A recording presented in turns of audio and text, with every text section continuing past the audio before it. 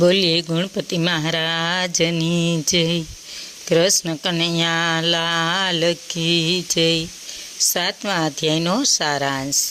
7મા અધ્યાયમાં શ્રી કૃષ્ણએ પોતાના પૂર્ણ રૂપને જાણનાર મનુષ્યની પ્રશંસા કરી છે। તેમજ જણાવ્યું કે જ્ઞાન યોગ જાણ્યા પછી આ લોકમાં બીજું કંઈ જાણવા જેવું નથી। હજારો મનુષ્યોમાંથી કોઈ જ સિદ્ધિ માટે પ્રયત્ન કરે છે ને એમાંથી મને સત્ય સ્વરૂપે જાણનારું કોઈક જ છે। સમગ્ર જગતનો ઉત્પન્ન કરતા ને સંહાર કરતા હું જ છું। મારી ગુણમય દેવી માયા પાર કરવી મુશ્કેલ છે। જે મનુષ્યો મારે શરણે આવે છે તે આ માયાને ઓળંગી શકે છે। 4 પ્રકારના આતતાય, જિજ્ઞાસુ, ધનની ઈચ્છાવાળા ને જ્ઞાની આ મનુષ્યો મને ભજે છે। જે ભક્ત મારા જે સ્વરૂપને ખૂબ જ શ્રદ્ધાથી પૂજવા માગે છે તેની શ્રદ્ધાને હું અચળ કરું છું। તેના દરેક કાળને જાણું છું, પણ તેમાંનું કોઈ મને જાણતું નથી। ઈચ્છા અને દેશને લીધે સૌ પ્રાણીઓ મોહ પામે છે, પરંતુ જે પુણ્યશાળી આત્માઓના પાપ નાશ પામ્યા છે તેઓ રાગ દેશના મોહથી છૂટી હંમેશા પરમાત્માને ભજે છે। બોલો કૃષ્ણ કનૈયા લાલ કી જય। જ્ઞાન વિજ્ઞાન યોગ અધ્યાય 7મો, શ્રીમદ ભગવદ્ ગીતા।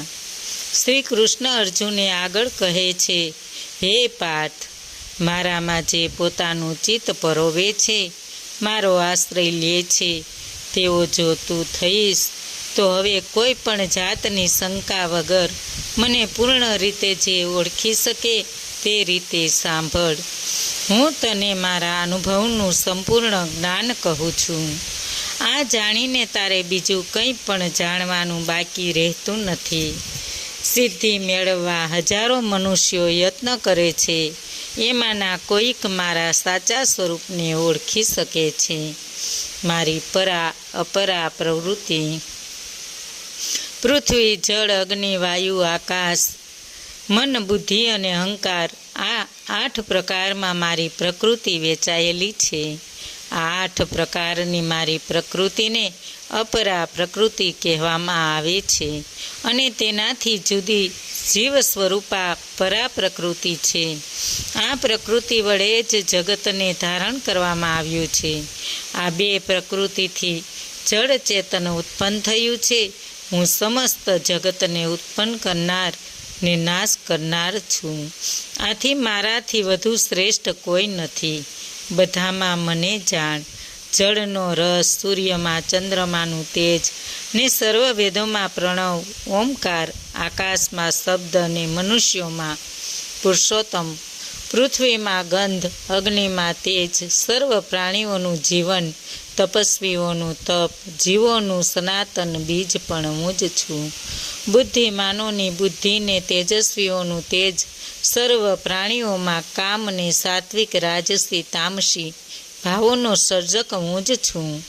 હું એમાંનામાં નથી, પણ તેઓ બધા મારા આધીન થઈને મારામાં છે। મારી આ ગુણમય દેવી માયાને તરવી મુશ્કેલ છે। જેઓ શરણે આવે છે તે આ માયાને તરે છે। મારી આ માયાને કારણે જેનું જ્ઞાન નાશ પામ્યું છે તેવા દુષ્કર્મ કરનાર મને ઓળખી શકતા નથી, તેથી મારા શરણે આવતા નથી। જ્ઞાની મને પ્રિય છે। દુઃખી, જિજ્ઞાસુ, વિષયી ને જ્ઞાની આ 4 પ્રકારના સદાચારી પુરુષો મને ભજે છે। આમાં પણ નિત્ય સદાચારી મને ભજનાર જ્ઞાની શ્રેષ્ઠ છે। આવા જ્ઞાનીને હું ઘણો પ્રિય છું। એવો જ્ઞાની મને પ્રિય છે। જ્ઞાની તો મારો આત્મા છે, કેમ કે તે એક ચિત્ત થઈને મારો આશ્રય કરી રહ્યો છે। આ જ્ઞાની વાસુદેવ રૂપ છે। આવા યોગી અતિ દુર્લભ છે। જે મનુષ્ય પુત્ર, કીર્તિ, શત્રુ વિજય આદિ વિષયોની ઈચ્છાથી વિવેકહીન બની ગયા છે તે ભૂત, પ્રેત, યજ્ઞ આદિ દેવતાઓનું પૂજન કરે છે ને પૂર્વજન્મની વાસના અનુસાર તે દેવતાઓની આરાધના કરે છે. તે દેવતાઓનું નિયમોનું પાલન કરીને દેવતાના સ્વરૂપને પૂજવા ઈચ્છે છે. તેને તે દેવતામાં હું દ્રઢ કરું છું. આથી કરીને તે ભક્ત દ્રઢ શ્રદ્ધાથી તે દેવતાનું પૂજન કરી તે દેવો દ્વારા ઈચ્છિત ભોગ પ્રાપ્ત કરે છે. આ કામ મારી મારફત થયેલું છે, કેમ કે તે દેવો પણ મારું જ સ્વરૂપ છે. યોગ માયાથી છૂપો રહું છું. હું પોતાની યોગ માયાથી છૂપો રહું છું. આથી બધા આગળ જાહેર થતો નથી. અજ્ઞાનીઓ મને જન્મ રહિત અવિનાશી જાણતા નથી. હું ભૂત વર્તમાન ને ભવિષ્યકાળના બધા પ્રાણીઓને જાણું છું, પણ મારી માયાથી મોહ પામેલો કોઈ મને ઓળખી શકતું નથી. આ સંસારમાં સ્થૂળ દેહ ધારણ કરીને તેની અનુકૂળતામાં ઈચ્છા ને તેની પ્રતિકૂળતામાં દેશ હોવાથી ઉત્પન્ન થયેલ ઠંડી, ગરમી, સુખ, દુઃખ આદિ દંદ્રમાં મોહિત થાય છે. પણ પુણ્યાત્મા પાપ રહિત રાગ દેશ દંદ્રથી મોહમુક્ત અને દ્રઢ વ્રતવાળા હોય છે. તેથી તેઓ મને ભજે છે. જે મનુષ્ય મારો આશ્રય લઈને ઘડપણ અને મરણથી મુક્ત થવા પ્રયત્ન કરે છે તે બ્રહ્મને, અધ્યાત્મકને તથા બધા કર્મને જાણે છે. જે મનુષ્ય મને અધિભૂત, અધિદેવ ને અધિયજ્ઞ સહિત જાણે છે તે દ્રઢ મનવાળો મનુષ્ય અંતકાળમાં મને જાણે છે ને મારામય થઈ જાય છે. ઇતિ શ્રીમદ ભગવદ્ ગીતામાં શ્રી કૃષ્ણ અર્જુન વચ્ચે થયેલ સંવાદમાં જ્ઞાન વિજ્ઞાન યોગ નામનો 7મો અધ્યાય સંપૂર્ણ. બોલો કૃષ્ણ કનૈયા લાલ કી જય. 7મા અધ્યાયનું માયતમ ફળ.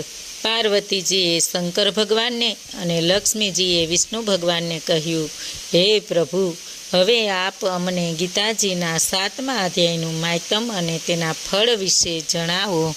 આથી કરીને શંકર ભગવાને પાર્વતીજીને ને વિષ્ણુ ભગવાને લક્ષ્મીજીને આ મુજબની કથા કહી સંભળાવી. પાટલીપુત્ર શંકુકર્ણ નામનો બ્રાહ્મણ રહેતો હતો. તે વેપાર કરી પોતાનો નિર્વાહ ચલાવતો હતો. તેને 3 પુત્ર હતા. તે વેપાર અર્થે પરદેશ જવા નીકળ્યો. તે પહેલાં પોતાની પાસે જે ધન હતું તે તેણે પુત્રથી સાનું જમીનમાં ખાડો ખોદી દાટી દીધું. પરદેશમાં કમનસીબે ઓસિંતા સાપ કરડવાથી તેનું મરણ થયું. એક દિવસે સર્પયોનિથી કંટાળી જતાં તેણે પોતાના પુત્રોને સ્વપ્નમાં આવીને કહ્યું કે હું સર્પયોનિમાં પીડાઈ રહ્યો છું, તેમાંથી મારો ઉદ્ધાર કરો. મેં જમીનમાં ધન દાટી દીધું છે તે આ સ્થળે છે. તેના પુત્રો પિતાનો સર્પયોનિમાંથી ઉદ્ધાર કરવા શું કરવું તે અંગે વિચારવા લાગ્યા. તેમનો વચલો પુત્ર ધનની લાલચથી પોતાની પત્ની સાથે સ્વપ્નમાં જ્યાં ધન દાટેલું બતાવ્યું હતું ત્યાં પહોંચી ગયો હતો. તે સમયે દરમાંથી એક જમીન ખોદવા લાગ્યો. તે જ્યારે જમીન ખોદી રહ્યો હતો તે સમયે દરમાંથી એક સાપ બહાર આવ્યો ને તેમને પૂછવા લાગ્યો કે તમે આ શું કરી રહ્યા છો? ત્યારે પુત્રએ કહ્યું કે તમે સ્વપ્નમાં આવીને અમને કહેલ તે મુજબ અમે તમારો ઉદ્ધાર કરવા આવ્યા છીએ. જમીનમાં જે ધન દાટવામાં આવ્યું છે તે બહાર કાઢી અમે તમારો ઉદ્ધાર કરવા પ્રયત્ન કરીશું. પુત્રના શબ્દ સાંભળીને પિતાએ કહ્યું, આ ધનને બહાર કાઢીને વાપરવાથી મારો ઉદ્ધાર થવાનો નથી, પણ આ શ્રાદ્ધના દિવસે ગીતાજીના 7મા અધ્યાયનો પાઠ કરવો, બ્રાહ્મણોને જમાડી તેમને દક્ષિણા આપો. આમ કરવાથી મારો ઉદ્ધાર થશે. પછી તમારે 3 ભાઈઓ ભેગા મળી અહીં આવી જમીન ખોદી ને ધન બહાર કાઢી સરખા ભાગે વેચી લેજો. વચલા પુત્રને લાગ્યું કે પિતાજીએ જે કહ્યું છે તેમ નહીં કરીએ ત્યાં સુધી તેમને ધન મળવાનું નથી. આથી પતિ પત્ની ઘરે જઈ બધી વિગત તેના બંને ભાઈઓને જણાવી. આ પછી 3 ભાઈઓએ ભેગા મળી શ્રાદ્ધના દિવસે બ્રાહ્મણોને બોલાવી ગીતાજીના 7મા અધ્યાયનો પાઠ કરાવડાવ્યો ને પછી બ્રાહ્મણોને જમાડીને દક્ષિણા આપી. આથી કરીને તેમના પિતાનો સર્પયોનિમાંથી ઉદ્ધાર થયો અને તેઓએ જમીન ખોદીને બધું ધન બહાર કાઢી સરખા ભાગે વેચી લીધું. ગીતાજીના 7મા અધ્યાયનો પાઠ કરવાથી પિતા સાથે તેઓનો પણ ઉદ્ધાર થયો અને તેઓ વૈકુંઠ લોક પામ્યા. બોલો કૃષ્ણ કનૈયા લાલ કી જય. પૂર્ણ પુરુષોત્તમ ભગવાનની જય. આજનું ભાવપુષ્પ શ્રી કૃષ્ણ અર્પણમ.